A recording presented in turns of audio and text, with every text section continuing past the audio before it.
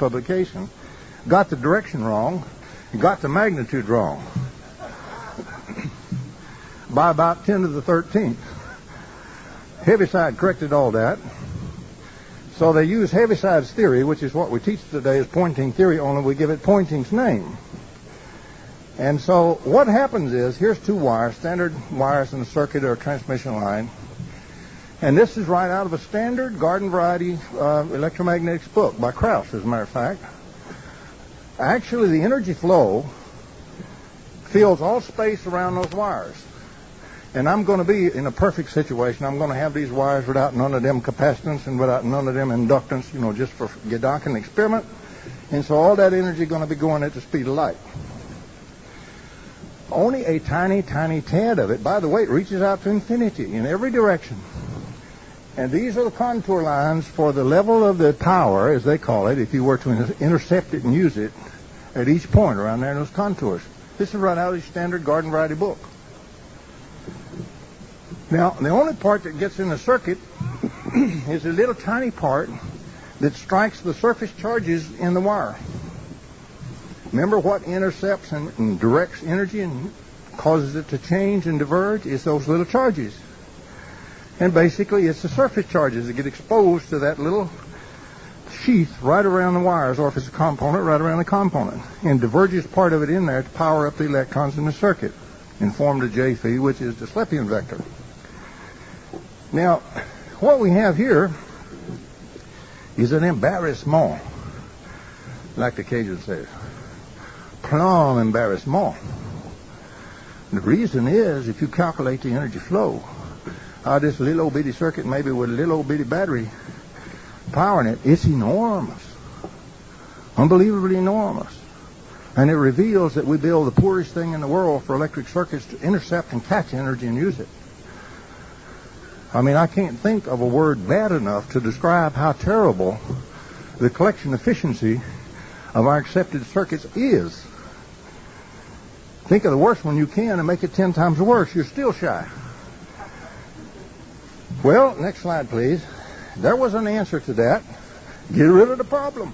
You got a problem? Get rid of it. Sweep it under the rug. So Lorentz taught us a little trick. We put a little old closed surface cylinder right around that wire there, or some component, if we're looking at a component, and we iterate that Poynting vector right around all that whole closed surface. And all those components that didn't hit nothing and didn't get diverged, they passed the same speed and the same magnitude and the same direction out the other side. It's a positive vector going in, it's a negative vector coming out, the integration cancels it. The only vector that's retained is the amount that hit the surface electrons and got diverged into the circuit. So it'll match your instrument readings because they measure dissipation. They do not measure energy flow without dissipation. They measure only the dissipating component of the energy flow. It'll match your instrumental readings, the J phi vector. And that's what we teach as the energy flow in all our textbooks and in the literature. And the scientists are still discussing this. They've been arguing like gentlemen. That means debating very politely. In the American Journal of Physics alone, 30 years about what the hell is the energy flow in the circuit. And most of them want to say it's the energy dissipation flow. And all our electrical engineers, if you look at what they call the Poynting flow today, it's the Poynting dissipation flow, only it's called energy flow, and it's totally fallacious.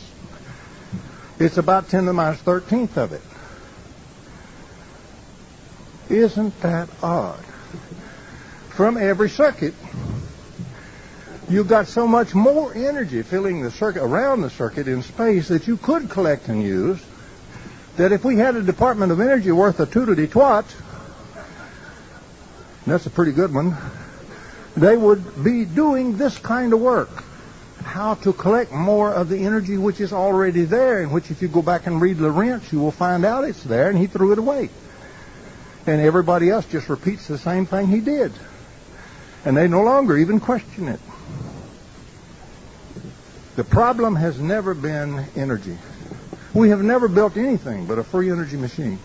Every dipole in every generator and every battery is pouring the energy right out of the vacuum right down the circuit, and is poured in 10 to the 13th or so on the nominal circuit. It varies a little bit the size of the wire and all that. But in the good nominal value is about 10 to the 13th times as much as that circuit itself intercepts and catches. And then us damn fools build a circuit which takes half of that and kills the dipole. That's how we do business in the energy system. And then we cry to you, to the taxpayer, we can't do any better. And the oil companies laugh. Well, the people that own the oil companies laugh, because you got to keep buying oil.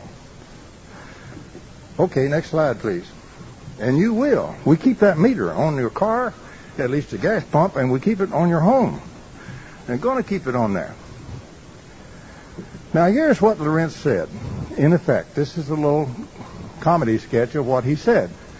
If he was out on a sailboat and he was only catching the wind in his sail from a big wind on the ocean, he was in effect saying, none of the rest of that wind has any physical significance. That's the phrase he used back there.